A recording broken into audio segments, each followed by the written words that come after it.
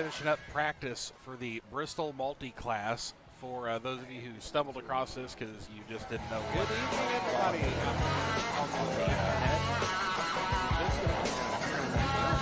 Live feed here because that is just kind of distracting. We've got 3 different vehicles. Those 3 different vehicles are NASCAR trucks and the NASCAR next-gen car. One example, and got it. But then we went one more. Kyle decided we're going to throw in the ARCA car. Who loves ARCA car? And you know what's scarier than that? I don't know. What's scarier than that? Group qualifying. Oh, that would be why we're seeing cars on track. So this race is an hour and 15 minutes after group qualifying. Jekyll Controls has put up trophies for the winners of each class. And got a Etsy shop we've got in the description. Go check him out. Man!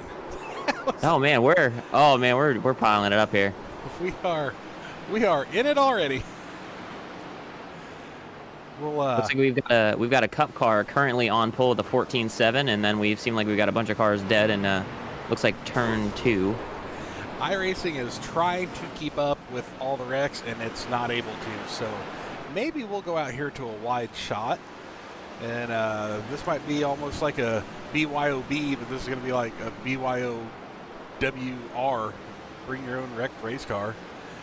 Yeah, Jim Schofield looks like he is sitting on the top of the pylon.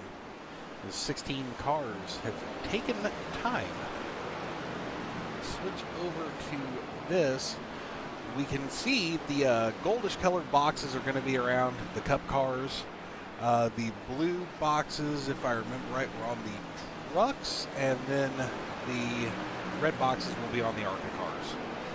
So if you see that, that'll be your color, and I will try and remember to tell people that, because you know that's probably important. You guys may want to know what you're looking at. For the time being here, there's a lot of wrecking. We got a small graveyard down here, into the front straight. Yeah, and we're we're sitting at about 27 cars in this race, so we're going to have 27 people on track trying to wheel this around, and we're going to have 3 different cars going around as well, so this is just going to be absolute chaos for the entire race. One of the biggest, I guess, differences or challenges of it, with being truck, ARCA, and then next-gen cup car, they all kind of do Bristol a little different, so you're going to be faster and slower at different points in the corners. Yeah, it's similar to doing like multi-class stuff like with IMSA, where you have your LMP2s. They take a little bit longer in the brake zone, but overall they're a lot faster. But when you're at a half-mile racetrack and you're just kind of rolling these high speeds here, those very minuscule differences, especially if a truck or a car has to brake a little bit more than the other, that is going to lead to some big problems there, especially contact mid-corner. And there has been no shortage of contact. Oh, there. Yeah, when they're hitting each other in 4 different spots in the track at the same time, we've only got so many computers that can try and do this at once. Here, let's try to pick somebody who needs to set a qualifying lap here. He's trying to get up in the field. Let's look at somebody like Andrew Pickle. Oh, the Pickle-nator. One of the good. You went for the same joke. Yeah. Oh, the Pickle-nator is just got a good ring to it. It's got the white Raise, Hail, Praise, Dale, woo! 3 Goodrich paint on there. Mike Honcho, there are no cautions. That is a fantastic name, almost as good as Andrew Pickle. He's asking questions in the YouTube chat. Kyle Clenworth, not in the YouTube chat. He's in the race. Said they should do this for the All-Star. I agree. You know what? That would be all right. I would absolutely take that. Here comes Zane Smith.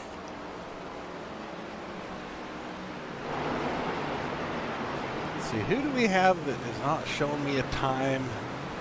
Actually, it looks like most everybody actually showed they've got a time.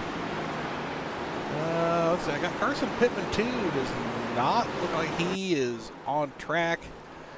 Jason Johnson. It looked like he is not either. Let's just set it to most exciting or focus on crashes, and the first car it lands on, we'll just ride on board with here. That is. We're on here with Joseph Genovese, the 18. It's a Marty Robbins paint scheme. Yeah, and he looks like he's going to have some difficulty here in the sense of he's going to be in the slower class. The ARCA car definitely seems to be the worst car here, so we're going to see the perspective of impending doom in the mirror behind him. Oh, as he smacks the wall. Yep, so we're impending doom at the front. Oh, somebody got a piece of him. Who the hell? A truck. We got Tyler Lem in the 12 car. I threatened him before the race. I said, if you don't run a Penske 12 on your door, I'm going to fight you. So and he has it, so I won. That's all you can ask for. All right, this is your overall fastest right here, Jim Schofield. He's in a next-gen car. Yeah, it's funny seeing the 47 out front, but not the typical person that we would expect for some of the people that watch this race. We got Jim Schofield in the 47, not the other one. The other one, we will not name him. Guy that just goes by Taker. We don't want to summon him. It's like Beetlejuice. He'll show up and get out here and be high, wide, and handsome. Look at the dashboard. Jim is in fifth and not shifting. He's also and that's another aspect. That's also another aspect of this is the next-gen car having the ability to shift down a gear when you're getting bogged down. Oh, man. Oh, yikes. Wow, that was... We're going to see that a lot. That was close all the way around. Yeah, so 10 faster pairs as well. So we're going to see a lot of carnage in the beginning, but I think at a certain point you're going to see some people being a little bit more cautious here with what they have available to them. You know, you could sit there and get your damage fixed, but it's going to cost you a lot of time. So I think, you know, later, if we get to probably about 45 minutes in and someone's at maybe 7, 8 faster pairs used, they might think about getting their optionals repaired on pit road when they have a shot, or just leave it out on the racetrack, run the modified, and kind of save that faster pair until there's a big crash they pile into. Yep. We've got Lauren, who apparently is wifey up here for Joe, has given him some encouragement on the YouTube channel. Then Jonathan Brugg is asking how many laps tonight. I don't know. Or if that's an alias. Got a 2 after it. Actually, an II. So Jonathan Brugg, II captain. It's an hour and 15 minutes. So I don't know 18-second laps. That is math well beyond what I can do. That's as fast as someone can do it, whilst also probably getting involved in an accident. Unless we have somebody who doesn't get involved in an accident today. I don't see that happening. Now, I have a question. Jim Schofield, currently in first. He's got about a 0.2 of a second lead over second place Walker Cole when it comes to time, and Cole's in a truck.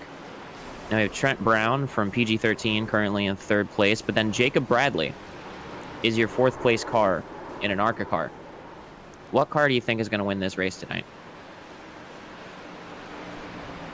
I don't know. Just flatly, I don't know. I don't know. I mean, none of these vehicles can take a hit, so I mean, it's not like one's just going to be tougher than the other ones. I'd disagree. I'd say there is, I believe, a weaker car out of this group, and that would be the next gen. I feel like the next gen's a little bit more fragile with its steering, and with the steering being such an important aspect to, you know, driving in a circle. You're going to find some drivers in the next gen maybe having some later contact that might find themselves having a pit to get that repaired just to be drivable.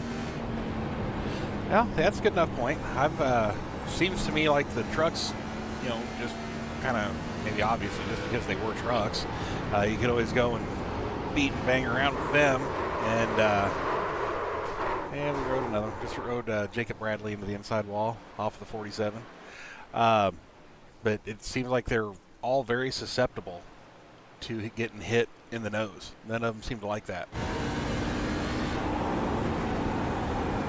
All right, so let's pop out here and close this stuff. We should have a starting grid. Should being the operative word. Not really used to mess with this stuff on Multiclass, so we'll see what we get. And now the admin will raise his hand up and say, I looked to see if I could set the grid to be a certain way to where it would be set by qualifying time, but we could also find ourselves in a situation to where we could find it lined up by class, and we'll see here in about 2 seconds. Okay. Well, this is looks like we're gonna be lining up this way. We're just gonna assume this is right. So that'll be Schofield on the pole with Cole sitting outside of him. Then we're gonna have Brown and Bradley in row 2, Dewberry and Clindworth gonna be row 3. Then we got Piracini and Kennedy row 4. I'm gonna say that's Pankey in 9. I'm just gonna call him Pancake. Alex Pancake. I like that better. He's in Texas. He don't know where I'm at. He's not gonna come beat me up. Samuel Stoner. What goes better with a stoner than pancakes? Oliver Turan, who has got the sweet safety rating truck, start 11th. 12th be Will Jester. Todd Lampier in 13th with Jess Chambers in 14th. We got Sticky Fingers. Jason Benson starting 15th. Thomas Clausen in 16th. We will go to Carson Pittman and Isaac Voss, Andrew Long, and the Nodge, John Crutchley. Rounding out the top 20, Tyler Lim and Christopher Suski. Mister, I'm not sure what the Mister's about. Eric Dillingham with Jason Johnson, Joseph Genovese, Andrew Pickle starting damn near shotgun on the field. Brandon Martin is going to take that shotgun start, and he is going to roll with it. Those are your starters. And we have got cars taking the grid. Look at them now. Take a picture. See if you can get a digital autograph from your favorite driver afterwards, because these cars are not going to look like this in about an hour and 15 minutes from now. They're going to look very, very bad.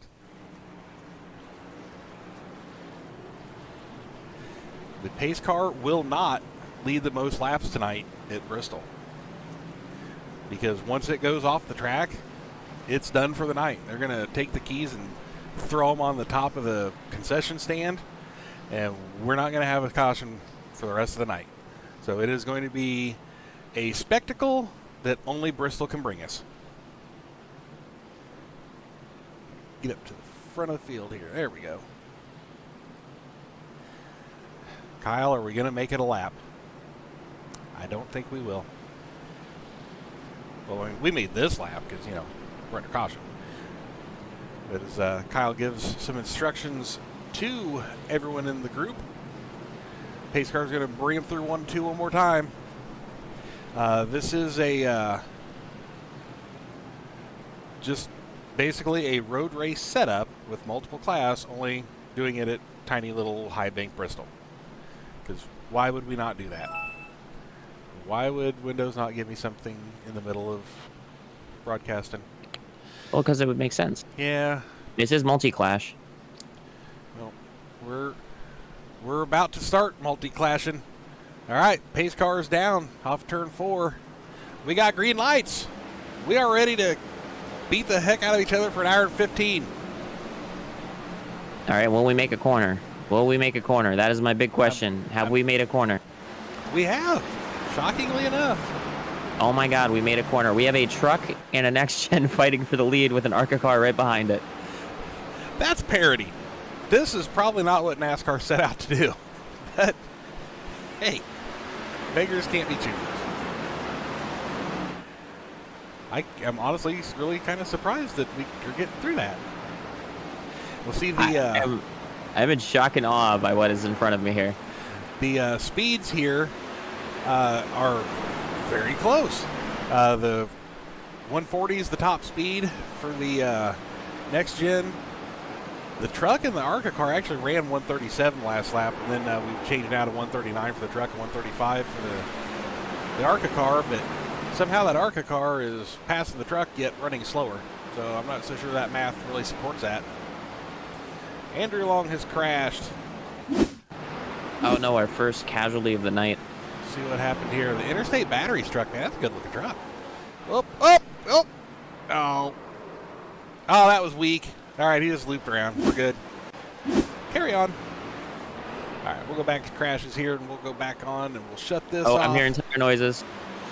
Eric Dillingham, Christopher Suski. We got here, the 95. Yeah, he was having some struggles in practice. Loses it in 4. Oh, the General Lee takes it, man. That's a real pretty 61 Mustang GT there. It looks kind of go mango-y. All right, overall for Bristol, not too bad. A couple little scuffs, probably some hurt feelings. I am I cannot state how surprised I am with how this is going. I was expecting there to be at least one kind of first lap chaos situation. We're running multiple cars on the same track that are all doing different things a little bit better than the other, and this is just, I cannot say how impressed I am with just everyone in front of me right now. Oh, we got a wreck. Oh, this 88 just spun. Isaac Voss in front of the 61. Hey, we're back in the back here. They're getting them packed up. The 88 has lost its tail. Oh, the 7 car gets a little bit loose on the front stretch there in front of some cars there, but he keeps it straight. Oh, it makes a pile. Piracini's going to try and get underneath of Trent Brown in the 7. He's going to do it. My 7's going to just hang up the hill a little bit and just let these guys kind of roll by and catch his bearings. I mean, I don't know if you do that. I mean, you're way faster than I am, but I screw something up, and I usually just kind of try and get out of the way for a couple laps and kind of get my rhythm back. What little rhythm I have. It depends on how bad the screw up is. I will say, we talk about people driving certain things. I know there's a good portion of this field who I know from races I run, but Trent Brown, he runs in an IndyCar league, so I see him typically in GT3 cars and Indy cars. So I don't know how often he runs the trucks, but yeah, if I'm running an Indy car and I make a mistake, I definitely slow down a little bit and kind of try to get my bearings. But if I'm in a cup car and I slide, I'm still just hammer down, do what I knew what I was supposed to do the last time around. Next time I get a shot at it, but I think they're called Iowa cars now. I think that's what I learned from Discord today. That's still illegal. That is they're banned. They're banned from. You can't stream them on racetracks that are run on the schedule in real life. And then there's some other things apparently as well. Oh, we can't even call them Iowa cars. We can, but it's a joke to not call them that. Oh. And I refuse to call them that since they're U.S. open wheel cars. Oh. Well, all right. So I've learned contradicting information like usual. So this 25 car, Colin Kennedy, desperately needs. Oh, 212 is looping around again. That's Andrew Long's second time around. Oh, that's not how you do it. Didn't give her enough go for in the who's cow when he gave him the what for. Oh, the 18 just about took the ass off that truck. That was close. Oh no, Pickle has crashed. Man, I really like that black and white Goodwrench scheme. Oh, caught the apron. And, oh, it's not that bad. Oh, yep, that's bad. Oh, no, we got a crash on the front stretch. The 42, Jason Benson. The 26, Tyler Lemp. Oh, yeah, they're... See if we can get what come in off of... Oh, yeah, 26 ate some wall, then he ate some marshmallows. And the Pepsi car takes out Benson. See if we can get this from Benson's view. Bump. Benson's going to have to take a faster pair here, it looks like. So I'm sitting here watching what he does here. That pop sounded like somebody lost a motor. That might have been Jason Benson. Well, I kind of thought that, but I cut the replay off to come back live, but it kind of looked like maybe he was trying to get her back up and rolling. Oh, the 95 is down low, sliding around. He's got, oh, man. Oh, good, got it, catch it. Hold your breath. Control, Alt, Delete. No. No. Saved it. Oh. And the game of bumper cars takes out Alex Pancakes. No. Oh, Man, that was stressful watching that live. I will say, so back to there's a race going on in between these crashes here. Jim Schofield, he's still in the lead. He's got about a 2-second gap over third place, which is it's a truck, sorry. Second place, Jacob Bradley in the ARCA car, the presumed slowest car, is catching Jim Schofield. Yep. And the tower is for the second race in a row. Speaking of Discord, been on there. And boy, look at Benson coming. He's got fresh tires and a fresh car. He is on the move. So with the 4 sets of tires available, and presumably, we don't know how many laps we're going to run tonight. So we're an hour and 15 into this, and Bradley is just finished his 28th lap. So that's 10 minutes. So we're doing 25 or 28 laps every 10 minutes. So we're going to do a lot of laps here tonight. Yeah. Yep. Well, and so they're getting boozed to the 18 in the chat. So there's your answer, Brug, is, you know what, I can't even convert that from there, but roughly 30 laps every 10 minutes. So we're going to do a couple hundred laps. Maybe 200, 210, somewhere in there. They're going to know they were here by the time we're all said and done with this. Schofield gets right up the hill. And with the 4 sets of tires as well, you have to be really smart about when you put tires on this car. Because if you Benson just put a set of tires on 10 minutes in, so that means that he's got 3 sets of tires left for about an hour and 5 minutes of racing. That's going to get a little tight. Then Walker Cole in the 10 is the class leader for the trucks right now. And so there's Jacob Bradley, who is trying to go for the overall lead underneath Schofield. So the first 3 are still right there. Those are your 3 class leaders. The 47, the 50, and the 10. That's your fastest. And then the 25. The 25 is in 4th place. Yep. Colin Kennedy. The 11 right behind that as well.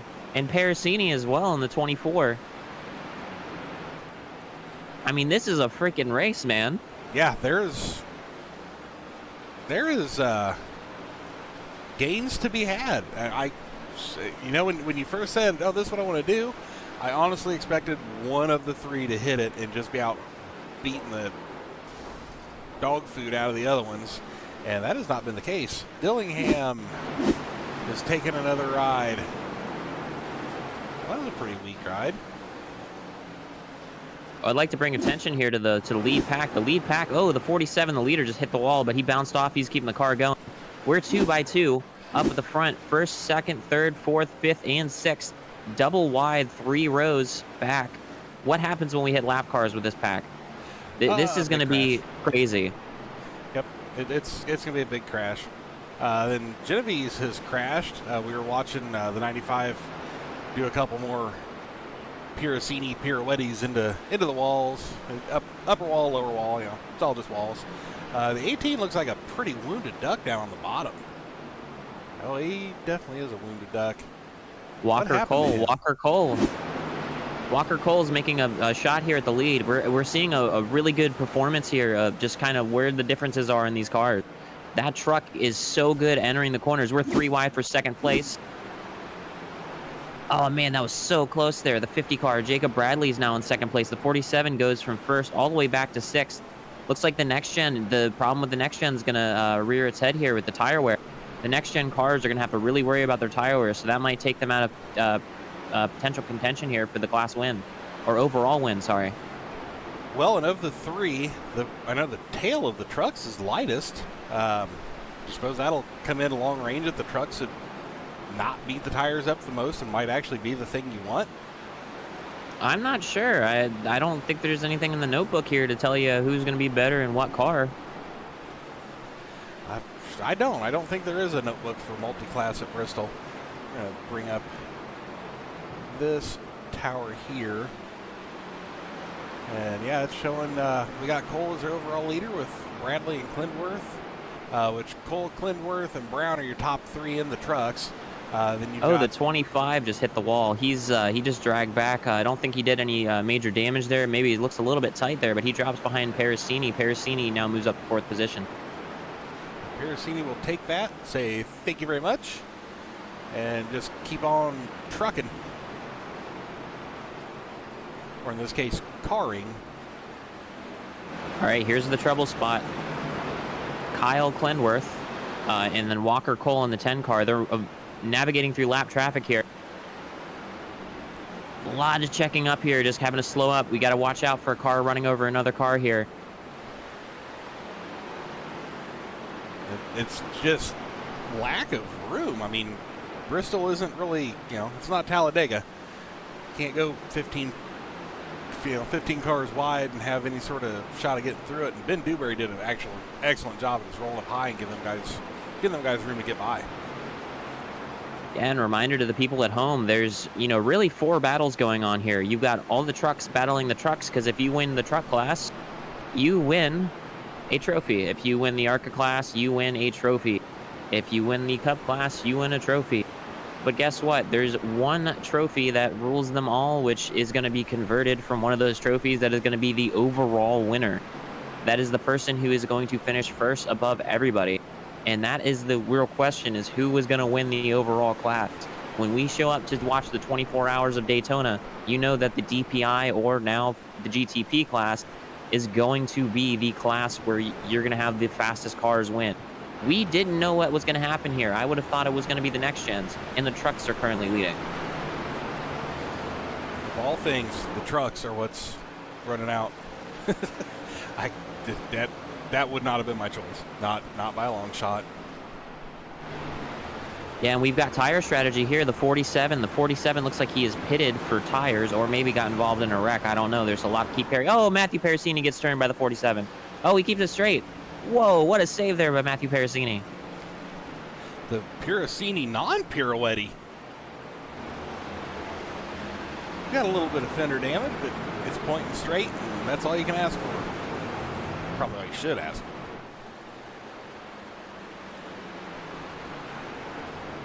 So Bradley Schofield, making that stop has dropped him to 14th overall, but freshies. It's hard to deny a man freshies. And his best lap, I'm just looking through some timing and scoring here while I think we've managed to do this without wrecking every lap. 14:95 is his fastest lap, which is the fastest lap of the race. The next fastest lap is a 15:04 from Trent Brown. So that is the trucks shadowing the next gen cars pretty good. I've actually got Colin Kennedy is running with Jacob Bradley in an ARCA car, both tied at a 15:07. So, realistically, you're within 1200ths for all 3 vehicles. That is a lot closer than I think anybody probably thought we were going to be. And speaking of close, we're starting to not get close up front. We have Kyle Clenworth, fellow Kyle, up in front in the 11 car, right behind the 12 car. He is doing a really good job right now. It seems like he's doing a lot better with his tire wear. He's kind of consistently putting these laps into where he's gapping. Hopefully that doesn't come back to bite him later in the run. See him kind of fall back to the car behind. But yeah, this is our first time having a real leader up front. But this is a crazy race here. There's no caution, so anybody here at any point could have an accident that takes them out with a bunch of cars piling in. Yep, that is the dangers of Bristol. One wreck and you're going around so fast that by the time the wreck is done, we're 15 minutes in. We've cracked an hour to go. But by the time the wreck is done, you may already be in it. The wreck could start behind you, and sometimes by the time you get 4, 5, 6 cars plowing in, that's 15 seconds worth, and you're already back around and into it. Oh, 74 is going to send Kennedy. Oh, you know what? Quick little donut. Get rolling again. See if we can get her rolling. Now he's going to go ahead and bring her in, piss on that cone. Yeah, this might be interesting here to see what he does here. Does he use one of those 10 faster pairs? Which I thought was going to be a lot more strategic about the use of the faster pairs, but hey, just come in, get it fixed, and go back out. We had the blink, and he now has got a nice new shiny nose. No, Nodge. No, right in front of the leader, Kennedy. Oh, he's upside down. Oh, here's the big one. Oh, no. And we just keep piling in. I have got so much red on my screen. Okay, let's start with Nodge, I guess. So Nodge is gonna just tool around here, minding his own business. Oh, he gets it from the 12 truck, and that's where everything's gonna go. Guess who's your leader? Nodge is upside down. He's in the fence. Oh, now everybody. Holy. And Lauren in chat says he needs some milk. I do agree. He needs some milk. He needs a gallon of it. Holy monkeys. Yeah, Tyler just a little bit over aggressive there, but yeah, that escalated quickly there, and that changed the whole course of the race. Oliver Turin in a truck. He's leading. Jason Johnson in second, Trent Brown in third. The truck contingency. We have 4 cars currently on the lead lap now, but like what happened there, we could have another big crash here. Come and take up the, come and just take the lead back. You know, these crashes are going to happen, and, you know, they're going to just pop up, you know, every once in a while. A little bit less than we were expecting when we set up this race, but I mean, this is the strategy. This is how it works. Jim Schofield, we saw him pit early for tires. He's back in a 3rd place, and he is going to be catching the leader, Oliver Turin, very rapidly as he had pitted and has fresh tires. We get Jester had an issue getting out of pit road. Oliver Turin is in a paint scheme I made probably 5 months into trying to figure out how to make paint schemes.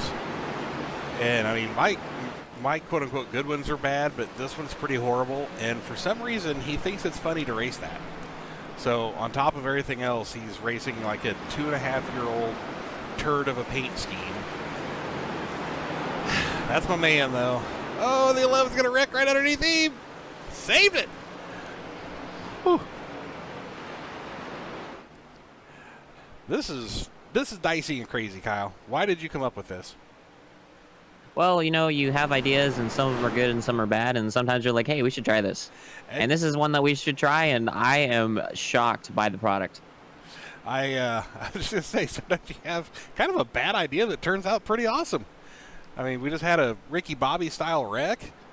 We've got, I mean, what kind of odds would Vegas have put on any of these cars, and they've all taken turns up front? This is pretty wild. Yeah, Eric Dillingham, I want to give him a shout out. He's still in the race. This is one of those things I mentioned. I wanted people to stick through this and make it to the end and see where they finished, even if, you know, it looked unlikely that they'd be able to gain back the spots. He's currently 20 laps down in 27th place. I just want to see what happens here with him later on. Maybe he might gain a couple laps back. Maybe he might find himself, you know, just in a position to win. Who knows? We might have a track blocker. If we have a track blocker, what happens? Do we just have to wait for a bunch of people to reset, or are we just going to be in a position to where we're going to have just everyone piling in every 2 seconds? Oh, you just going to punch your way through. Carson Pittman having a next-gen issue. Right in front of Piercini. Piercini again. He's kind of been the magnet for this stuff. Yeah, I agree. You know, we should have made just like a paper cup and stuffed it full of like Canadian Tire dollars and sent that to the person who just like had the Tough It Out award. I don't know what they're gonna do with Canadian dollar or Canadian Tire dollars, but yeah, I just learned those things existed a couple weeks ago. Wait, what? Taylor Swift car. Who's got a Taylor Swift car? Yeah, I just saw that. Well, who's in the Taylor Swift car? All right. Well, this means. Oh, Jester's sideways on the front stretch. Oh, again. See what he's got. Is this a case that made you look here? Oh no, there's a Taylor Swift car. Thomas Clausen. Oh dear. That sure is. Haters gonna hate. Hate. Well, we got a crash. Another one. Someone hit the wall somewhere. Here. The Ricky Bobby Wonder Bread machine. Oh. Oh, he takes a junior paint scheme with him. Oh, man, I don't know what else he got. That was another rather large hit. Like Taylor Swift's. All of her hits are large. That's the best thing I got. Oh man, 50 about sent the 95 truck. The 50. That's very, very close there. 3 wide there. Yeah, this works out great. Oh, Jason Johnson's going to go up and bumble the wall a little bit. Hey, he's in 3rd place here. Everyone that's racing him currently, they're behind him. So we're seeing, we now have like 5 cars on the lead lap here. We have, let's go through the class leaders real quick. We've got Oliver Turin currently leading overall, but he's got Jim Schofield closing quickly behind in the 47 car. So Turin leads the trucks. Schofield leads the next gen. Currently in 2nd place overall. We have Jacob Bradley in the 50 car as he's bumping the 95 car, going through the corner there. He is the leader of the ARCA class. He's currently 5 seconds off the lead. And he's pretty well been leading the ARCA the whole way. Oh, the 95 just bumped into Vincent again.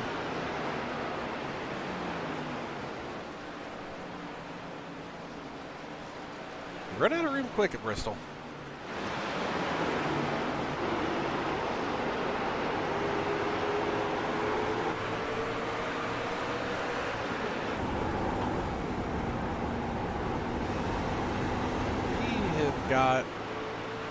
Definitely got some tire takers. The 11 there of Kyle Klindworth ripped past Ollie. I mean, just like he was sitting still. Yeah, and he's going to rip through here, and he's going to have just a crazy run. But we have Jacob Bradley, who I believe was involved in that big crash, the first big one. He is very, very close here to gaining the top spot here over Ollie for the overall win. Yeah, well, and I mean, at some point, pitting is going to happen. I mean, they're going to need to. And we are not pitting we can do. We are 26 minutes into this race, and we are the leader now. Jacob Bradley is 87 laps in, so we might get close to probably around a 200-lap race here. Yeah, I think that's where we're going to be. And there's the 50 down at the bottom. He is working that apron, though. Yeah, he's really impressive. Yeah, he's catching the left sides off of it and just hanging it out and letting her eat. Yeah, the 65 car, who's ironically on the outside of him there, when the 50 car Jacob Bradley joined for the race, he said, oh, he's the guy who's going to stomp everyone. And I thought it was going to be more of a chaos fest than this, but this is actually a race with some wrecks in between. Oh, boy. Oh, no. Right in front of 50. Hey, you know what? No harm, no foul. That was actually a lot better than it could have been. Oh, out the back end of Jacob Bradley's different. Who's that sliding around? Got one looping. Colin Kennedy looped her around like maybe he was trying to get into the pit road. Road. Out the back of Jacob Bradley, you can see there's a bunch of trucks, and he's actually making time on them. I just wanted to state, I know there's a lot of things happening and going on, but we're going to miss some stuff here, folks. There's no breaks to kind of catch up, so this is going to be a little bit crazy and all over the place. Yeah, there is a lot on here. iRacing tries to do what it can. We've got what you see in the SDK logo. It's timing and scoring. It gives me red blocks. There's a lot of blocks on here to go through to switch around and change graphics and all that. So by the time I may be doing something and catch something else, and just like that, it jumped off of what looked like a wreck. I don't know these cars because I don't see them enough, so I don't know exactly who that was. So I can't just click on the driver lineup and go right back to them. We can just blame old age. Oh, we had a car dead sideways. Yep. That Kennedy again? It was a car. Yeah. It may have been. It looked like it was just what. Yeah. Oh yeah, that's the bad. Oh, mama. Oof. And I want to say to Mike Concho, I hope he's not on. He says, I hope he's not on fire. Poor Ricky's been through a lot. I agree. I hope he's not on fire either. Well, hopefully nobody's spreading their butt cheeks.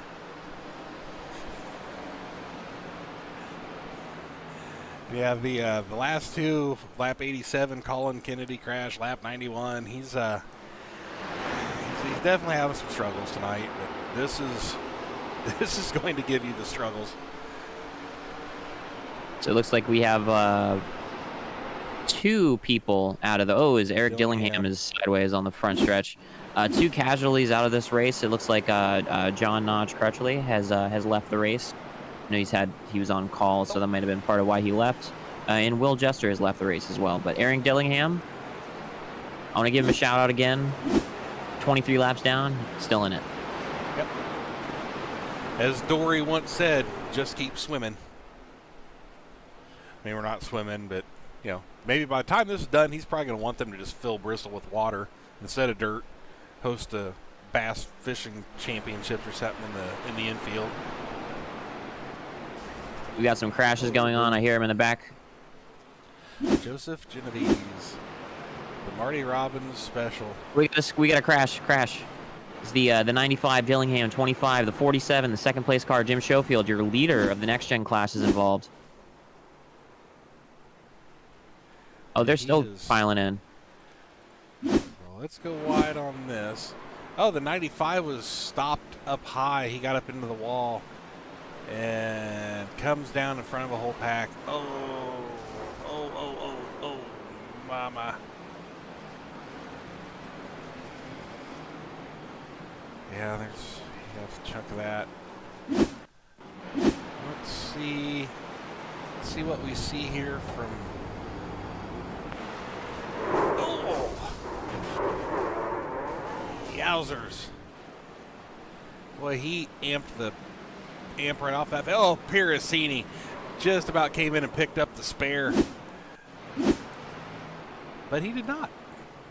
He did a pretty awesome left little wiggle around there and managed to miss that. But boy, that Voss took a wicked hit, man. Yeah, so Schofield still, he actually has a 12-lap lead over the next car in class, Chris Susky. So, or no, actually, sorry, I missed Benjamin Dewberry. So he's got a 3-lap lead over, or a 1-lap lead over Dewberry, who's currently pitting, who's in second place for the next gen class. Your overall leader and leader of the ARCA class, Jacob Bradley, has a 1-lap lead over Thomas Clausen in second place. Thomas Clausen, the Taylor Swift car. Trent Brown is currently leading the truck class over Jess Chambers by, looks like, about a lap as well. So we've got some distance going on here as the crashes have seemed to have thinned out a little bit, but seems like we're waiting for the next big one to happen and what that might entail for the leaders. Yep. All right, so we're going to try and rely on some graphics that I don't normally use and see if this will... the interval, I'm going to say that looks to be... Based on the way those times look, I think that is in class. I think, anyway, that is showing what is their class. Pop out gap here next to it, too. There we go. Let's use that. That's going to probably give us... So, yeah, Bradley, Brown, Chambers, those... Clausen. And, yeah, that's actually showing him a lap down, so that's got to be off of Bradley. All right, so we have a new DNFer in the race, Eric Dillingham. He has 42 incidents. So he is out of the race, the 95 car. But he is currently our leader in the incident category. I just wanted to show that because I thought it was kind of funny. Team safety rating has gone around. And hey, in his defense, Trent Brown, who is currently the leader of trucks, is currently the second place driver in incidents at 26. So yeah, we're definitely going to have some opportunities here to rack up some incident points. We've actually got on here now, Piracini's hitting pit road, but showing where we're at for pit stops already. Piracini's on for his third stop. Stoner and Kennedy have also hit 3. Something to take note of here: the leaders have stopped once. So the old adage of sitting on pit road is just wasting your time may come into play, which I just made that up. But the guys that have stopped multiple times are way further behind the guys who have stopped once. So keeping a clean vehicle and not beating it up and not having to make pit stops is obviously faster than, you know, killing the thing and having to stop and go in there and get a fast repair done. Yeah, and I wanted to also mention, just to give a little check-in for the race, we are, as Benson gets a little bit of contact in the middle of the corner and saves it, the leader, Jacob Bradley, is currently on lap 117. He just completed lap 118, and we are 35 minutes at a 1 hour and 15 into this race. Yeah, there's going to be some of these guys that probably are going to stop just from not doing, you know, longer races in the cars, you know, some of the open wheel stuff, and just I get lost at Bristol, just, you know, end to end. Like, I'll get confused which end I'm at, and, you know, trying to figure out how to get in the pit road, and I'll miss and stuff like that. You know, you get enough frustration, and I mean, I personally would be like, all right, I'm done, and I'd stop. Yeah, this is a race where this is a task that is interesting and out there and crazy. So there's some aspects of this that, you know, you aren't expecting. Like, I don't think most people in this race were expecting to actually get kind of these green flag runs and these, you know, multi-class lap car situations where, you know, we have a car like the next gen car, which is ultimately the fast. Sorry, I had a burp there. We had ultimately is the fastest car, but, you know, once the tire wear sets in, just kind of understeers and you need to slow down a little bit. So we're having a lot of just movement and just craziness going on through the field. This would be an absolute blast to participate in, but this is also extremely fun to watch. Yeah, I mean, I cannot say how impressed I am with the field at the moment. I know we are having accidents and cautions. Oh, the 65 gets turned. Yep. Ooh, is that going to be? Ooh, that was almost a big crash there. He was able to reset before the field piled in there. That's good job by Stoner for using that old escape button. Yeah, that was real close to being bad. Oh no, the pickle. He took the pickle with him. I think Pickle might have cut the line. Yeah. Yeah, it looks like Pickle kind of came down a little bit. Was sorry. Walker Cole, I think, cut the pit entry line there. Just this race is absolute chaos, so we're letting iRacing do all the adminning. So we're not clearing any of those black flags that people might get. So currently Andrew Pickle has a meatball flag. It looks like he's pitting there. His meatball flag goes away, so he uses fast repair. Samuel Stoner's pitting as well. Looks like he doesn't have his fast repair checked, which would be a concern.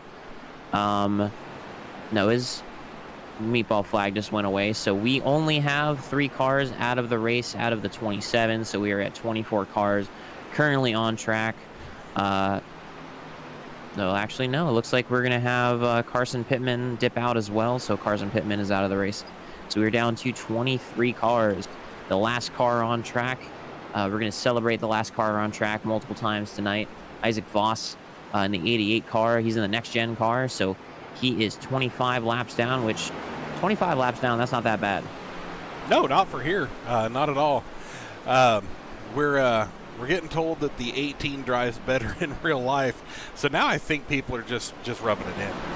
I think it can be grossly underestimated what kind of reaction time you have to have around here to not end up in something. And, you know, but if you see somebody you know struggling, of course you make fun of them. I mean, that just goes without saying. Somebody pointed out when the 95 disconnected that we need weapons like that, and honestly, that took me a couple laps to realize what he was getting at.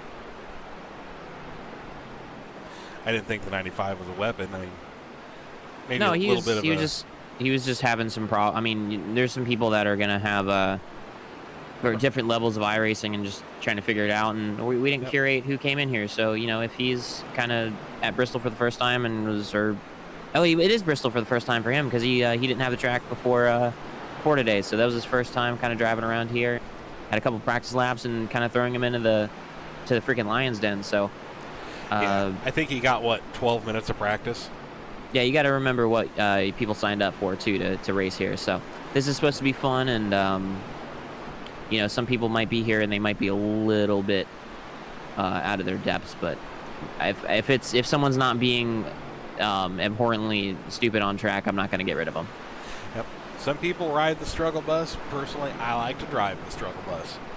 So that is why I am safely up here in the booth with you instead of down there showing everybody how many times I can wreck one of these. So, we are over halfway. Jacob Bradley, his last pit stop is coming up. Bradley has run a 61 lap stint and is currently on lap 34 or 74 for his second stint. Now lap 75. So the second place Brown was 62 laps, and he's on lap 60 or 74. Schofield, who is the next gen multi-class leader, is he's run a 44, a 57, and a 34. So he's looking like he just got this planned out of taking them 4 tires and just kind of riding with it. Chambers, who is running 5th right now, just Chambers, has not stopped. 135 laps, all on the original tires. He's got to be getting close to fuel, though, hadn't he? I mean, we didn't change the fuel either, so one of these cars could have a lot more fuel than the other, and that could be a problem here as we see Jacob Bradley coming down to pit. I have a confession to make. I thought it would be a funny joke for me to stop and have you not talk about the race for a minute and just have me do a scratch off and just sit in silence for a minute. And I just scratched it by myself and I won $1. So who's the real winner tonight? Well, that's you. I would take that $1 and invest it in a muffin. No, that's what you do when you win $10. I thought you only you put a couple dollars towards muffins and then you reinvest in more lottery tickets. And maybe a Oh, no. I bought like 7 lottery tickets after I bought a muffin.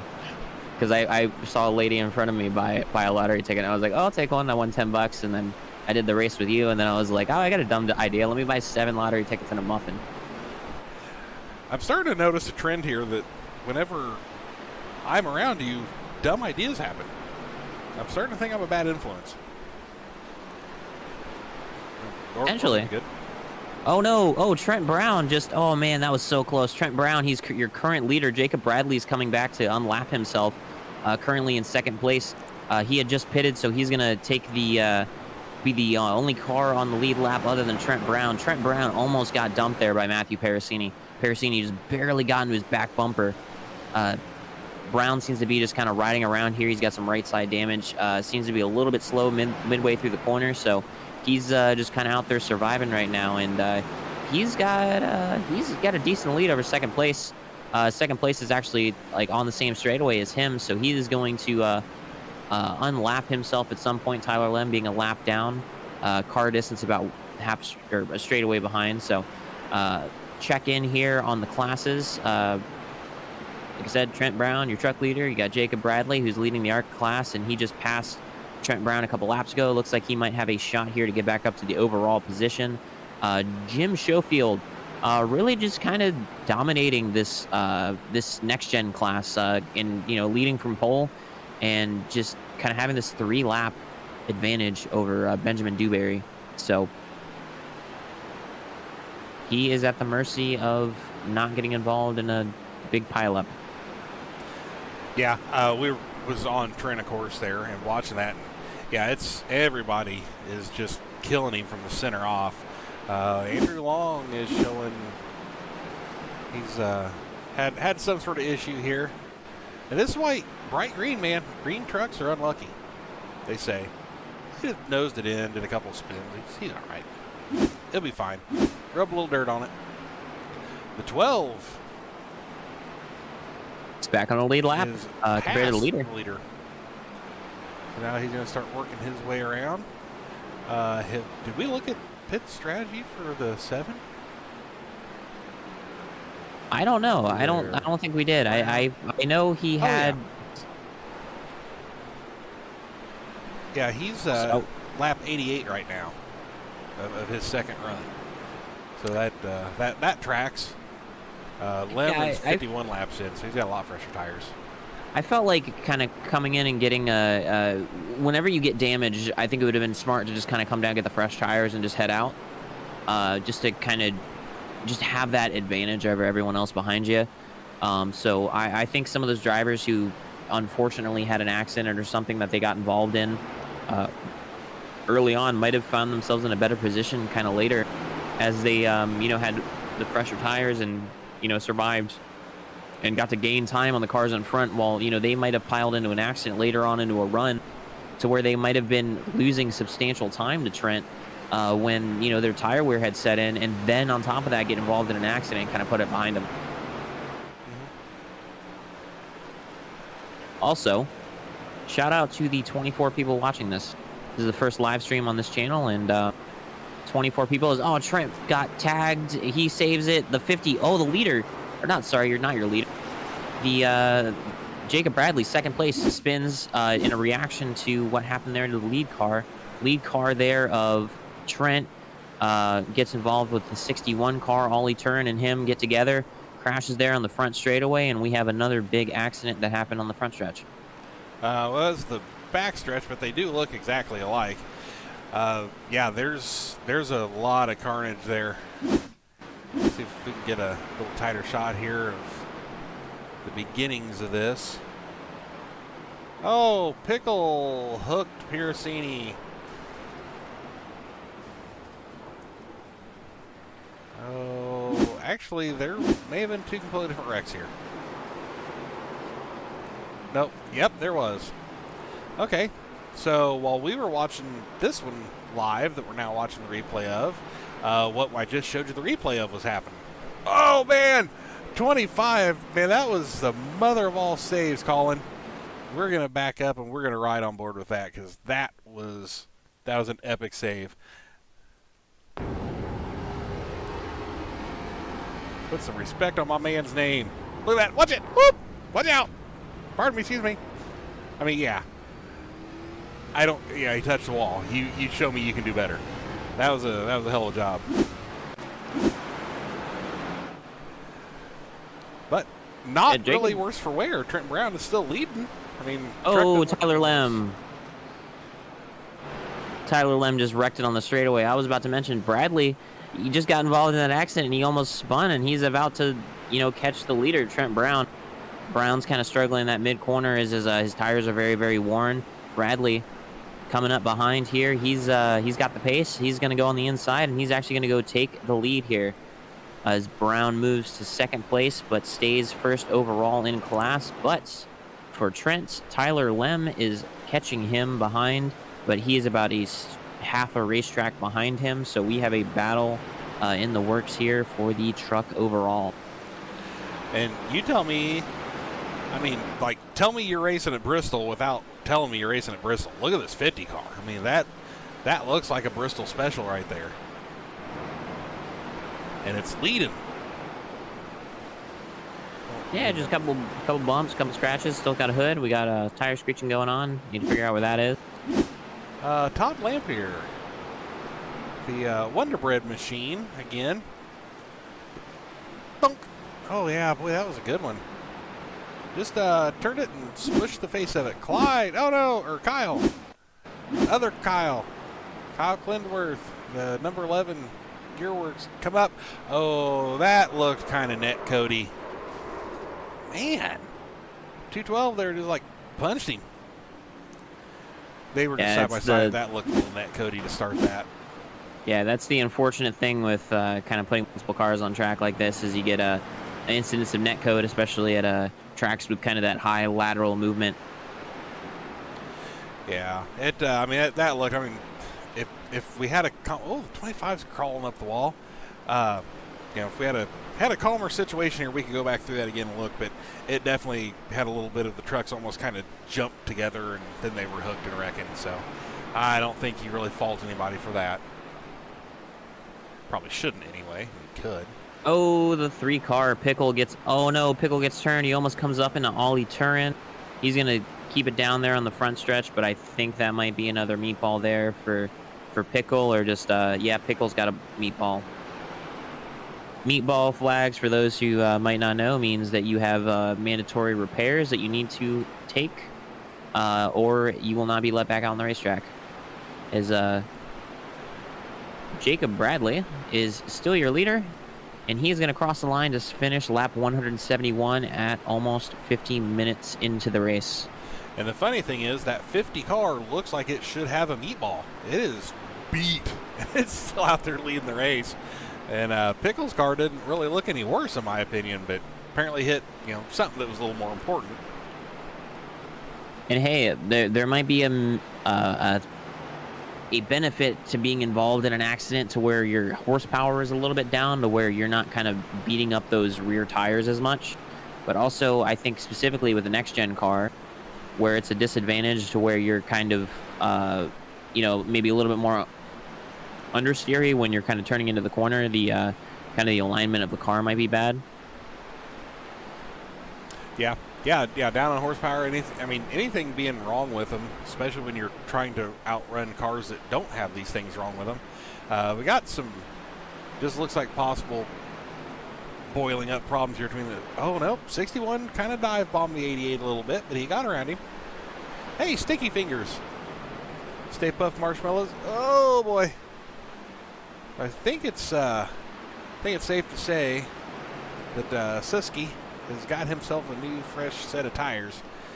Oh, Trent Brown goes around. Get it looped. Oh no, don't come back up. Don't do it. We'll get a wide shot here, so when somebody collects him, we can watch him wreck into turn 3. And okay, he's going to get going without further incident, but there's everybody he was just around. Yeah, with his road course prowess and how much he kicks my butt on the road courses, I'm gonna have high expectations for him in those situations. So he's gonna be in a difficult situation here with that 18 car in front of him. But yeah, looks like they're all clean here. We're still going. We are 8 minutes away from crossing over the 1 hour mark. There's another close call there on the front stretch. The 8 car. Was that the 8 car? That was Pickle in the 3 crawling up the wall. 3. He just about dilled the whole field. You can tell this is not his bread and butter. Hey, there you go. Those are the best kind of pickles. Nah, you gotta go with the dill. I'm not saying that there's not plenty of places for both in the world, but those little bread and butter, whatever kind they are, that's some good eating. I'm fat, Kyle. You gotta believe this. You don't never believe a skinny chef. That's kind of like saying you should believe what fat people eat, because we didn't get fat by not eating. Ollie dies! Oh, that's another. Oh, Parasini's going to get involved. The 50 of Jacob Bradley's going to sneak by on the high side. There's so much death and destruction here all the time.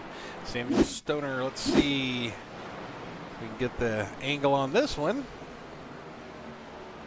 Kind of getting a usual group here. Yeah. Oh. Yeah, that sucked. All right, so what was Andrew Long? Not sure exactly how. We'll get a little better shot down of this. Now there's Piracini down at the bottom of the screen. He got her straightened out, really. So, I mean, less than ideal, but crash on the front stretch. 26, Tyler Lem. Oh man.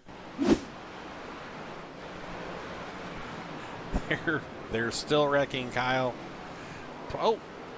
Well, Piracini hooks the 18. And they got the 212. Wanted to make sure he got in that one too. Oh God, who's that wrecking into 1? Okay, well, Dewberry comes around. Oh, mommy!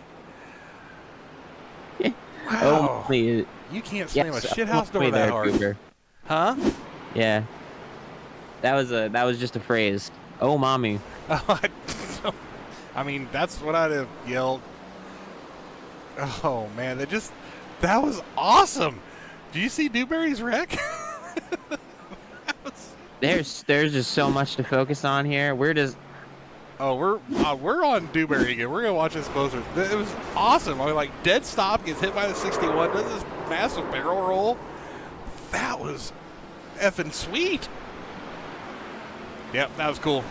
oh man. Trent Brown has crashed now. What is going on? Oh, this was all still. Good God. Okay, this was all the same wreck.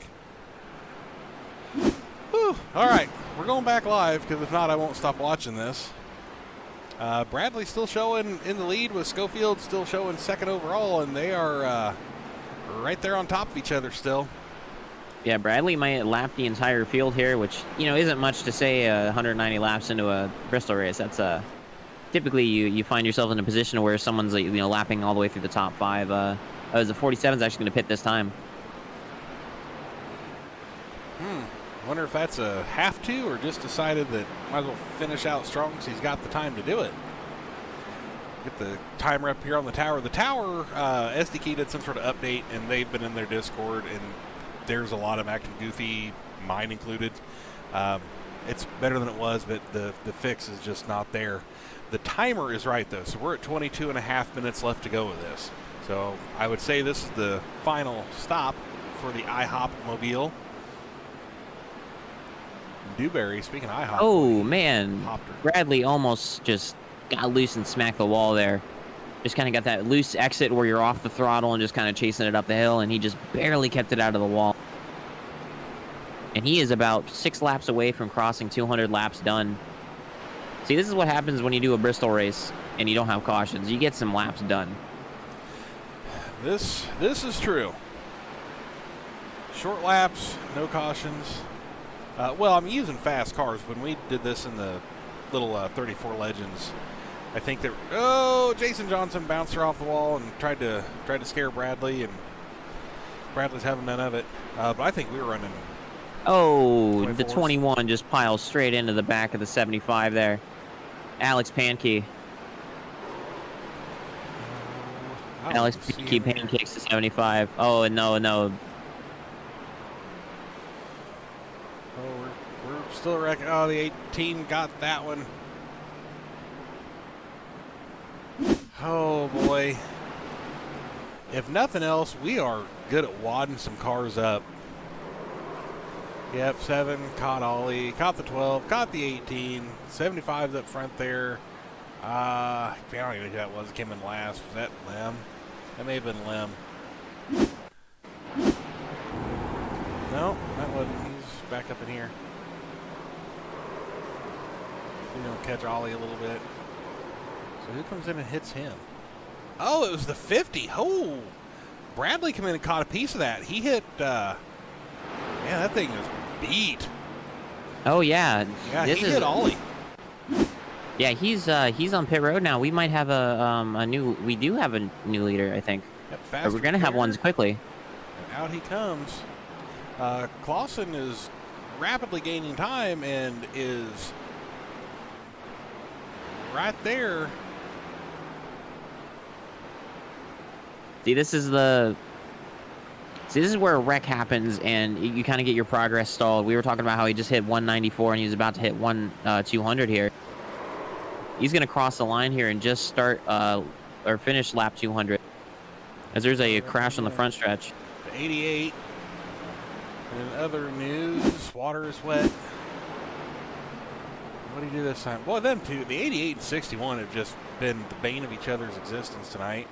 And we got another one there. We got the 58, 510. Ooh, that was almost an unsafe rejoin.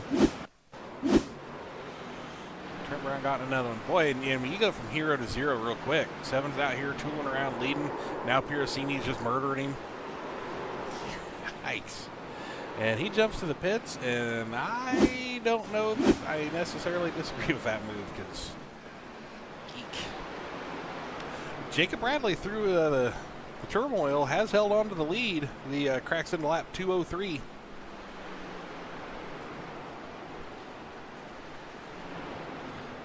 Yeah, the 18 car, I want to, we're going to check in with the last place car multiple times during the race. The 18 car, Joseph Genovese, is currently sitting 23rd, 39 laps down, and he is still kicking. He is kicking. He's kicking some left rear corners, and some right rear corners, kicking some walls. No, I'm just joking. This Bristol is just hard, not a fun track. A lot of the time, to be perfectly honest, this is not a track I really like. You get a few cars on it, it's all right. But something like this, man, this gets nerve-wracking, and like I said, you lose your rhythm. Once you get rattled, it's just flat hard to kind of keep your bearing where you're at and dodging everybody. And there's been a hell of a lot of wrecks, 18 included. But I mean, I think overall these guys all have done a really good job for the task at hand, for what the homework assignment was from Professor Kyle. I think we've got like a lot of like C+ grades and above. Yeah, the current lowest incident count for actually, let's turn that into a game. What do you think is the current lowest incident count by a driver who's still on track?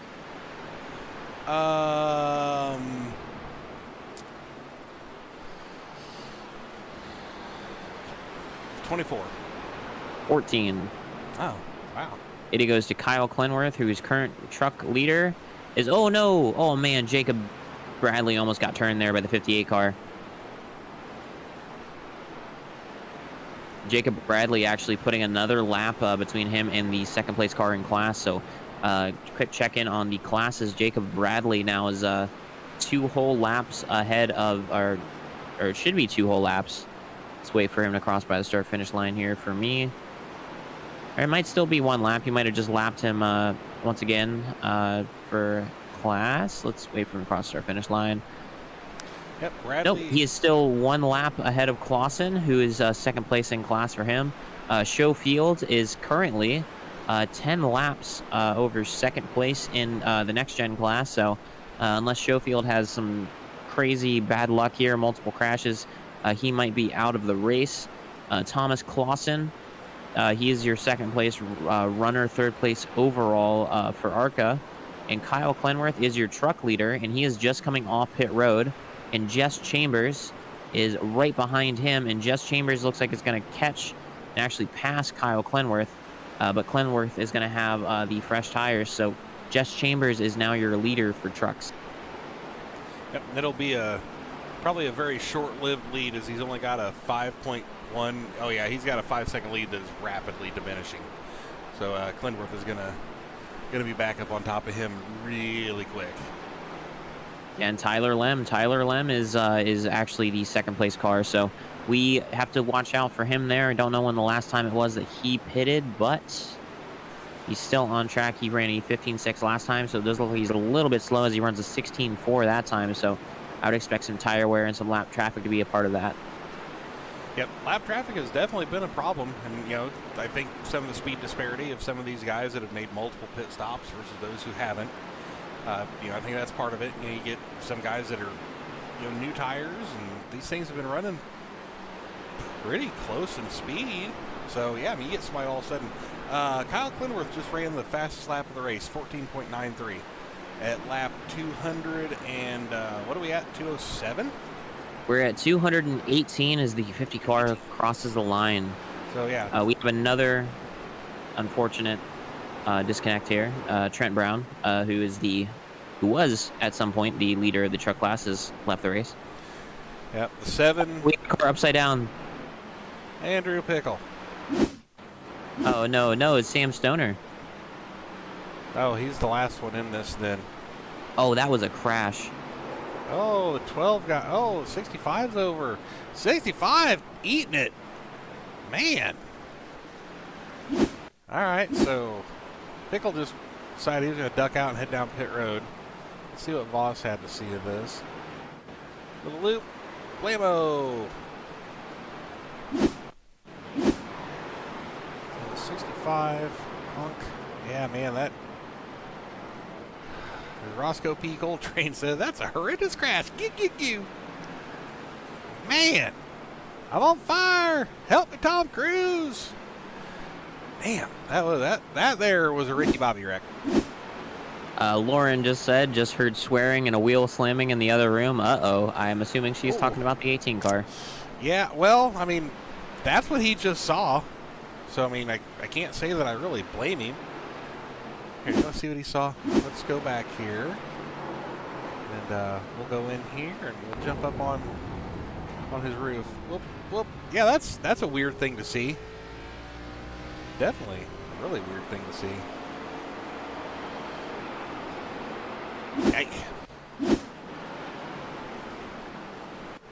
Holy yikes. All right, second place in ARCA is just now pitting. He almost crashes entering pit road. Got really close to the barrels there, but he's all good. We are still going good here. We've got almost 10 minutes left of this race. I wish I should have done this for another hour. This would have been fun. We might be out of cars in another hour. I mean, there's only so much Taylor Swift that will draw a crowd. We only have 5 dropouts out of 27 cars, so we are 22 cars strong here at the end. Well, I think that is an important lesson, kids. Stay in school. That was definitely one of the conclusions you could have gone to. one of the few. Oh, I see a bright orange Mustang again. Da-da, da-da. Oh, nope. We've got my clean. I had a Go Mango Charger, and that kind of reminds me of my car. It makes me sad to see it get hit. I actually just saw my car, and it was muddy today. That bummed me out. My Charger shouldn't be muddy. So sad. Oh, God, yeah. 65 in VR would... Ooh. Is 65 off, or is he still running? That's a... Nope, he's still going, so either he's got plenty of glaucoma prevention for his VR, or he was smartly not racing in it, or just closed his eyes. And this will be the final shout out to the person who's keep on kicking. We got Joseph Genovese still, 44 laps down, 23rd place. Gained 2 spots on the start. He's behind Andrew Pickle. He's still kicking, and in about 8 laps, he's going to pass Trent Brown, who left, I think, like 12 minutes ago. Oh, my God, he wrecked forever. And, yeah, that view looks weird. I've got one of them big, super gigantic wide monitors, so I've got a big field of view. Cooper can see that's what he saw. One end of the racetrack, the other end of the racetrack, and God. Yep, I was going to say I can see from New York to Wyoming. We just hopped on board there and took all them flips, and that kind of... Pickle's not a landmine. Pickle's a institution. Oh, no. Oh, the 50 car. Jacob Bradley just got spun. Lead car. Well, there we are back to having a beat-to-hell looking car. It was so pretty for a while, too. He's still got a lap on the field there, but that's going to take a huge toll on his tires there. Jim Schofield, second place. Matthew Pericini is the closest ARCA car, so Jacob Bradley's still the leader, dominant leader of the ARCA class at the moment, but overall is his concern. He has got about 7 minutes left. Jim Schofield is, in front of him as I hear more crashing. I've got to give Laura credit. She has got some sparkly hearts here. Number 18 on the track, number 1 in my heart, baby. If nothing else, he's winning where it counts. That was Piracini. We hopefully you guys are about to see a Piracini pirouette.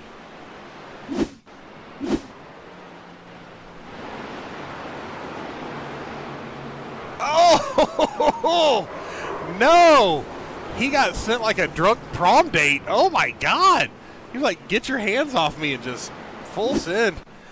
Wow. Yep, that's less than ideal. Oh.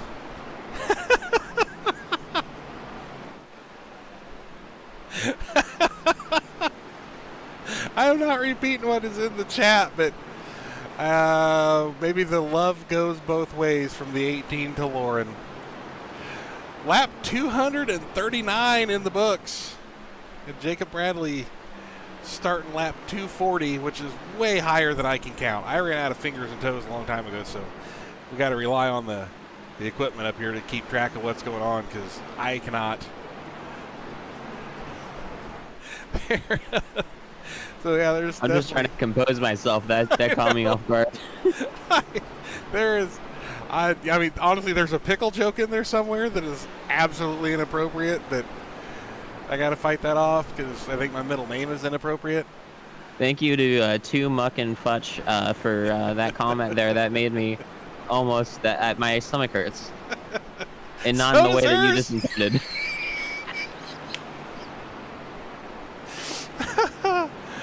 We have a race here. We got about 5 minutes left of it. We got, it's going to be a long 5 minutes. That's what she said. So Bradley is up front. Uh-oh. Pancake crashed. Thank God. Man, we got tempers. We got everything going on in this race. We got some people that are frustrated with others, but yeah, 21 man, just got dumped. Oh, Pickle. No. Oh, Pickle's upside down. Pickle has gone turtle mode. Somebody flip him over. Oh God! Speaking of flipping over, we got baby news. Congratulations on the 18. Man, this feels like the end of a Jerry Lewis telethon or something. We really just gone off the rails these last few minutes. Oh well, boy! The 50 car is still leading. The poopy car? 50. Oh, I kind of, yeah. Anyway. So I believe how this is going to work is once we have once we have less than, I believe it's going to be about 15 seconds remaining. That was almost a major crash there. We're going to see the 50 car. We're going to see the 50 car come across the line with maybe about 12 or so seconds left, and then get the white flag, or maybe even get a warning with 2 to go, maybe. So we're going to see in about 4 minutes that happen. We see the 50 car getting passed by the 10 car, but Schofield currently looks like he's got nothing for Jacob Bradley, but we're always waiting for that next accident. We can have an accident coming to the white flag, and the 50 can go from first to second here for overall. Hopefully the 18 didn't have an accident with his girlfriend. Hopefully that was on purpose. Anyway, the tower has decided that it's going to give us who all's on here. It's woke up. God knows if it's actually counting this. It says that we are breaking into 6 to go, soon to be 5 to go. Whether that is correct or not, I don't know. Like this, the tower has been broken. Yeah, that's definitely wrong, as I hear more crashes going on. Well, you want to take a guess at who it is? What's black and white and 3 all over? Oh, the 58 just blinked out of nowhere. So the 65 just flat sit. Oh, good. All of them. The 3 into the 61 into the 88. That's, oh man. Susky got it, because why wouldn't he? The 212 green truck. Man, I hope we ain't paying extra for them guys being in a wreck, or we probably just went broke. Yeah, it's funny, we're having all these crashes, but they're always seem to be on the other end of the racetrack here for the 50 car or the 47 car. Well, they seem to center around the same 4 cars.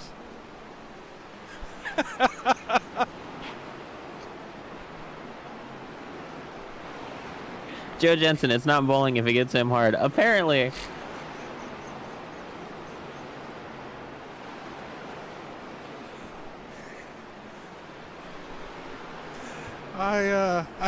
All I see is the crunchiest pickle, and I'm not gonna look back over there to try and figure out what the rest of it says. Oh boy, yep. YouTube chat has definitely got it tonight, I think. So, what do you need for your pickles but some sticky fingers? See what Benson's up to. He is running 6th overall.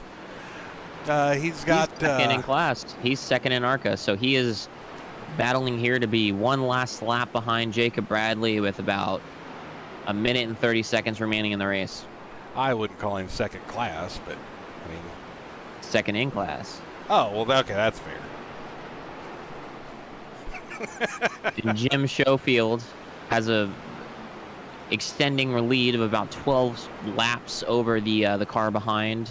Jess Chambers is now your leader. Actually, we might have a battle here for the trucks. Actually, not really. Kyle Clenworth is about 2/3 of a lap behind Jess Chambers. So Jess Chambers is leading your truck class here with about 50 seconds left. So it looks like we're going to get about 3 or 4 laps remaining as the 12 car gets spun by the 18 of Joseph Genovese. The 58 car has to slow down. This might affect the battle for the lead in the truck class. The 58 car has to slow up. Kyle Clenworth is now a straightaway behind the 58 car. So we might have if there's a crash or something that one of these cars has to slow up for, this might lead to a situation to where we might have a lead change for the 58 car. Blake's out there, but no, Clenworth has a shot here at gaining the overall win here for trucks. Yeah, it's definitely going to come down to who can hold it together for the last couple laps, something I've not managed to do for about the last 5. Thanks, YouTube. But yeah, we've got Chambers, Clenworth, Lem. I'm all just kind of piled up here together. Let's see if we get some sort of dog pile to the finish. All right, and this might.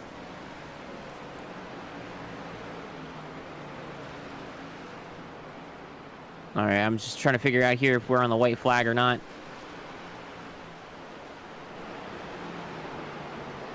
The 50 car, Joseph Bradley. Coming around. Down through 1 and 2. Got Schofield is now down through 1 and 2, so he's half straightaway back. Ish.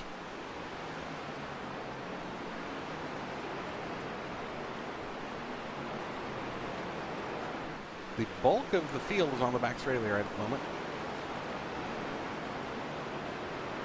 We're riding on the 47 there. It's got the green ring. And jumping up to the 50 car, who is not too terribly far off lapping him. And here comes Taylor. Taylor Swift, that is. Thomas Clausen's going to come around and get him a lap back. Or maybe not. Going to break the momentum coming off of 4. Oh, 50 rides the wall. I mean, that was like an R. Kelly bump and grind. Ground the paint right off the side of the thing. I guess when you got almost a full lap lead, I guess you can do things you don't want to do. Like scrape paint off. Oh, Pankey. What happened? What happened to you?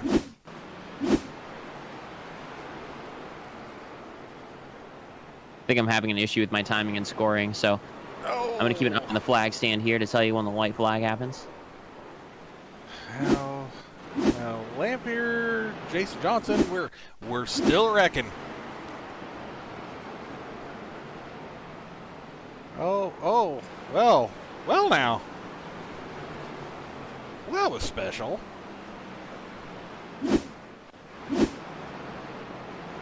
Hey, we have the 58 of Jess Chambers. The car behind Kyle Clenworth seems to be catching just a little bit here. A little bit of catch there. Still a whole corner apart, just about. So they got some room. Oh, Parasini getting that last lap push here, trying to get everything in. Oh, the 18's gonna get roughed up by the truck. Hook. Ay, Yahtzee. Hey, that was a slow-mo Piracini pirouette. We finally got to see one. Back alive. Lap 273 in the books. And the 47. White flag. White flag is in the air for the 50 car. 47 was... he's about out of tires. And the 50 is right on his tail. So 47 is second place. The 50 is the overall leader right behind him. And yeah, 47 is up on the wall. So there is the checkered for the 50. There is your overall winner. And it looks like everyone else has, except for the 47 of Jim Schofield, is crossed the line. It looks like the 47 of Jim Schofield is going to cross the line as well, and he's going to claim the class victory. So your winners, your overall, is going to be Jacob Bradley in the ARCA car. Jim Schofield is going to be the winner of the next gen class. Jess Chambers is going to be your winner for the truck class. Schofield just knocking people out of the way. He's had enough of your tomfoolery. To the winner go the donuts.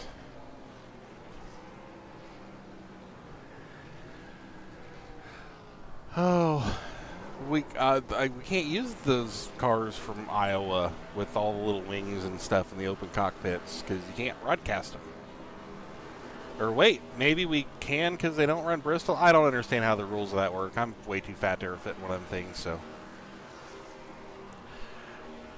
Man, Bradley's right. trying to burn that thing down. Yeah, this is cool. We got 3 cars burning out in the front stretch. Looks like Schofield's trying to actually autograph himself. Oh, pop the motor. Schofield's done with his. Chambers there. There's...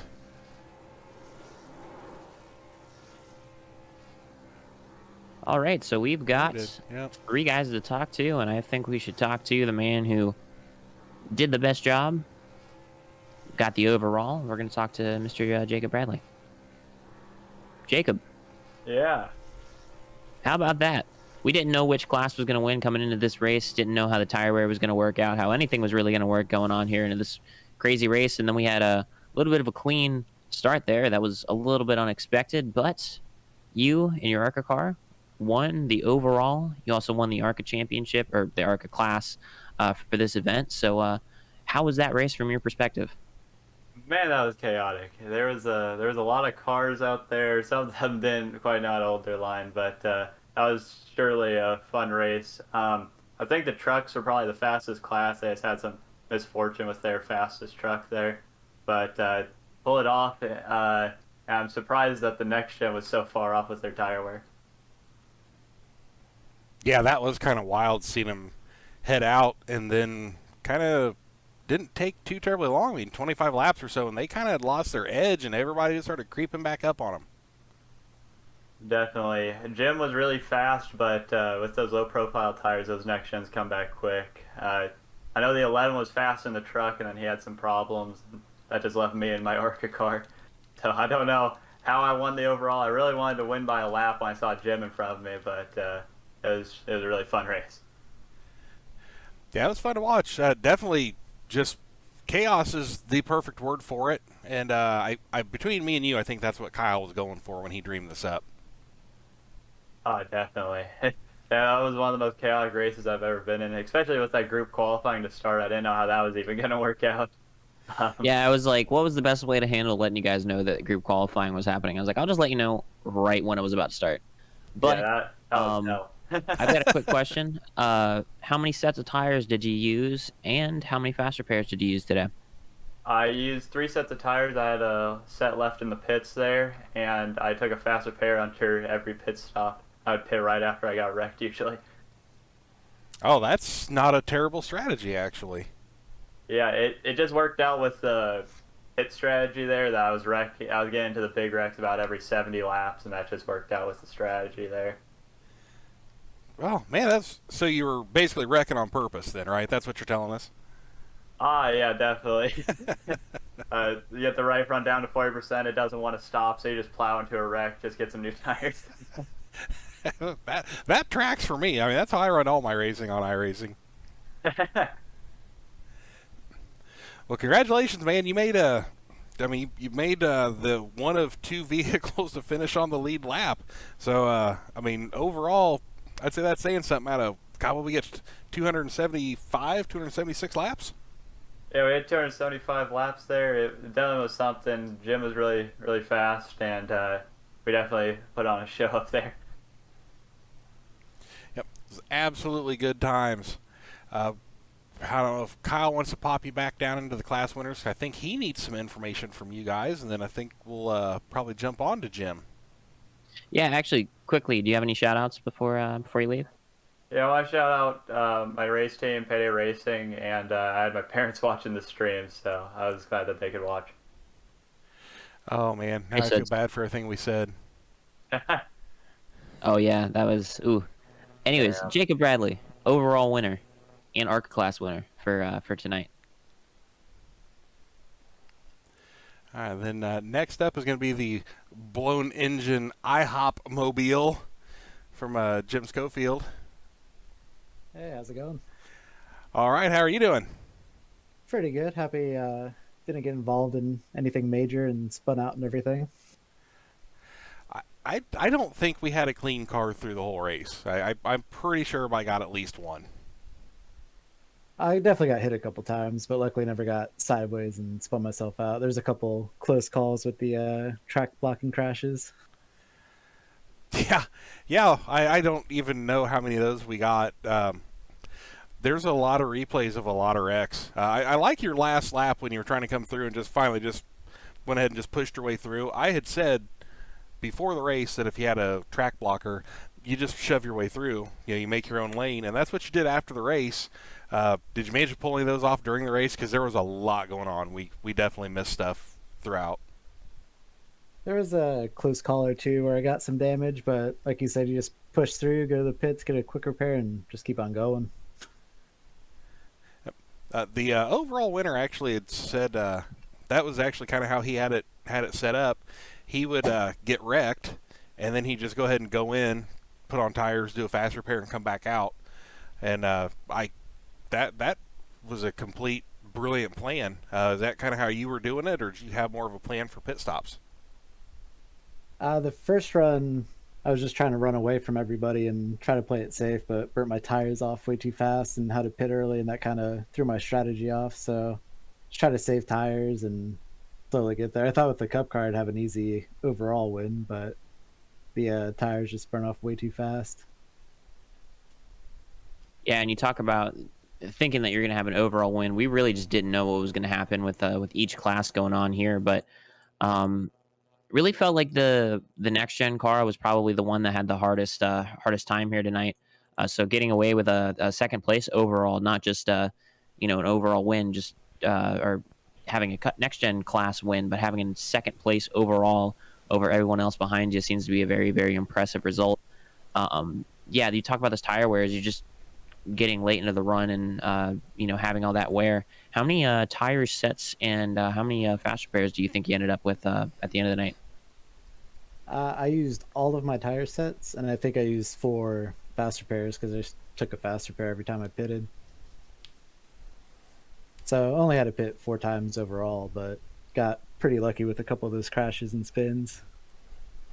Yeah, and just same as winner. You guys were the only two on the lead lap. It shows him at 275 for laps. You clocked in at 274.99. Yeah, I saw him coming behind me near the end, and that's all I really wanted in the end is just to stay on the lead lap and survive. Yeah, you got her pulled off. I mean, it was an impressive showing. That at the beginning when you took off, I just was kind of silently sitting there going, yeah, this is kind of what I figured we were going to see. And then everybody started creeping up to you, and especially the trucks. The trucks were kind of a surprise to me. I really didn't expect them to have the showing that they did. Yeah, same here. Like I said, I got that early lead and thought I was just going to pull away and keep going. Then after about 15, 20 laps, the tires were just completely shot. Yep, that's what we saw in there. Well, is there anybody that you want to tell hi to? We had a lively group in the YouTube chat. So I don't know if there's anybody in there you want to yell hi to or anything. I think my friend Brian's watching. My wife's here. Got to give her a shout out for letting me do all this stuff. And I guess my Rocket League group. I don't know how many of them are in there watching, but got to give them all a shout out. Right. Well, man, congratulations. We'll put you back in the class winners box. And I think Kyle's got some info to get from you. And then we'll move on to our truck winner. But, awesome. Sounds good. Thank you. All right. Thanks, man. We are going to move down to Mr. Jess Chambers, who finishes first overall in his Fox truck. Jess, how'd that look from the trucks? Oh man, it was pretty hectic there in the beginning and through the middle. It kind of started to clean out a little bit there at the end, and then like the last 30 laps, it went back to being hectic again. But man, was it a lot of fun. Yeah, it looked like there was just a lot of action centered around you. There was, all said and told through the whole race, about half a dozen cars that it seemed like every time we said there's a wreck was around the wrecks.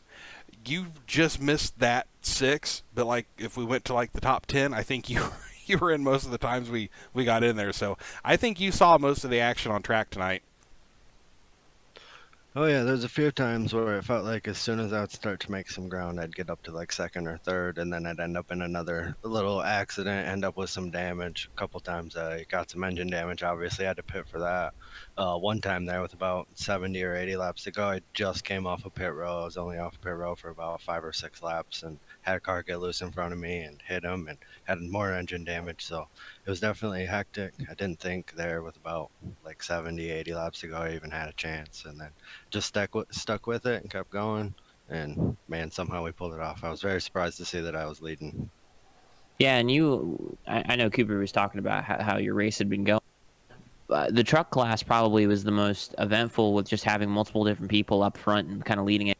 You had Trent Brown up front there for a little bit. We had Tyler Lim up there for a little bit, and then we ended up having you up there at the front there at the end. But yeah, just how strategy wise, how did you go about the race? I know you said you were involved in a lot of accidents there, but did you find yourself really at any point where you kind of had an idea of what you were going to do with the strategy, or was it all just kind of like, oh, I wrecked, let me just take this faster pair and tires? Man, honestly, my plan was I was planning on pitting. Once I seen that we were going to go right around 280 laps, I planned on running 70 laps a run, and then just I was only going to run those 70 lap runs, and then I just had to make that one extra pit stop. But other than that, that was my plan the whole time, and it just so happened that it was like every time I got in an incident, it was right around that time. There's a couple of times where it was a couple laps off, but it was usually pretty close to right around that 70 lap mark. So it actually worked out pretty well, even though I was in all the chaos. Huh. Well, that Yeah, and worked out for the car parked in front of you too. Yeah, it was really like we ran around each other quite a bit. I was actually surprised. It was like every time we'd come out, it was like we were opposite on strategy. It's like I would be really slow and I felt like I was holding him up and he'd pass me and then I'd pass him back. But yeah, it was definitely a lot of fun. I really appreciate you guys putting this race on. It was definitely a blast. yeah, and it's very interesting to me to kind of just see the how this race paired out with kind of having the three class winners finish first, second, and third. So not only did you win your class, you also finished on the podium for the event. So that's kind of like seeing a GT3 car or whatever else you'd want to compare your car to, ending up on the overall podium. So good run for you there, and yeah, good recovery. I mean, Jim Schofield, started first, and Bradley started fourth, but you started, pretty much dead middle in the pack at 14th. So good job tonight. And also, you're the highest finisher without leading a lap. Yeah, I really appreciate it, guys. Like I said, like my plan coming in was just to try to finish all the laps, try to get in the least amount of incidents possible, kind of see how things shook out. And like I said, they're coming out of that last pit stop. I really didn't think I had a chance. I was surprised to see, looking at the results, that I'm even that far up on the overall, but definitely surprised for the class win. Well, congratulations. We'll get in contact with you. Everyone who won a class here is going to get a trophy. So enjoy that and have a good rest of your night. Do you have anybody you want to shout out? Oh yeah, I definitely like to shout out my wife for, letting me get on and play. It's always nice that when you have a good significant other that doesn't mind when you have your hobbies, and then you guys for putting it on, and then all the broadcast team. I know it's not easy to do this. I've put on races before, so appreciate all of the hard work you guys put on. It's what do they call it? The labor of love. Well, you know what? I think we've had enough talk of that tonight. That's right. Happy wife, happy life. That's what I always try to live by. Yep, absolutely. Well, if you want, pop him back down the class winners, and we'll put a quick bow on this thing, and then Kyle can get information. And so, Kyle, this is your baby, and I mean, honestly, it went way different than I thought it would. What do you think overall about it? Yeah, I'm shocked by how clean that was. I mean, I don't think we had a single person who finished at the end of the race who didn't have at least 20 incidents, but and I'm looking at it, it is exactly 20 incidents is the minimum that we got away with. But yeah, this was just a crazy race. We had a lot of people kind of leading out front. We had Trent Brown leading 21 laps. You had Oliver Turin after that big first wreck leading 25. Thomas Clausen snuck a lap. You got 9 laps to Walker Cole. You got 13 to Kyle Clenworth, 37 to Jim Schofield, and a whopping 168 to Jacob Bradley. So it was a little bit dominated by Jacob, but just the kind of competitiveness between each car class and how the race kind of shaped out for everybody was just very interesting to see. So I'm really pleased with how this turned out with the attendance that we got, and just how many. I mean, I wasn't even expecting to see that many laps run. 274 tonight for the leader. So just a really good showing by everyone here. I know it wasn't perfect, but it's still something to be incredibly proud of. And we've got 3 winners of a very kind of crazy, dumb idea that we had. Yep, and of course those are 3 winners that will be getting the Jekyll Controls trophies. Yeah, and Jekyll Controls, he, if you look in the description here, we're going to have a link to his Etsy, but he makes custom button boxes that he's very proud of. He also makes his own, like he makes his own pedals for his sim rig, which is just such a crazy feat for someone to have their own confidence in themselves to kind of make something like that. So, yeah, Roy Hyde and Jekyll Controls in the comments and description, Etsy.com. /shop Jekyll Controls, making those trophies for tonight. If you're looking for a button box or some switches and stuff to put on your sim rig to kind of help with the adjusting brake bias, or kind of having some extra buttons to map if your steering wheel doesn't have enough buttons, that's the place to go. But Cooper, you got anything to say? Well, before we ever had this started, they were already in Discord asking when the sequel is going to happen. So after seeing this, are we going to get a sequel? Maybe. Oh, a definite maybe. Gotta leave it on the question mark. All right, we'll have to see if we have another Batman movie ever made. We'll get this ended up here. We've got some race results up there that I was just kind of playing with and see if I could get it to show up as classes, and it didn't. So, but by colors, there's your top 18, and yet another one of the little glitches it's having is it doesn't want to scroll past that where normally it does, and we can see all the finishers. But congratulations to everybody. It was fun. The YouTube chat was an absolute blast, and that was great. So thank you guys. We do another one. We will make sure as many people know about it as possible. And think with this one, we tell everybody good night, right? Yeah, good night. Keep an eye out for any of these events that might come up in the future. Never know what we might decide to do next. Look out on the iRacing Reddit, the iRacing forums in your local league. Might be poking around in there, or hey, if you come across this in a couple years and you go, hey, what was that? Just check out the channel. You might find some links to some leagues that you might like. So, yeah, good night, and enjoy your Friday and your rest of your weekends.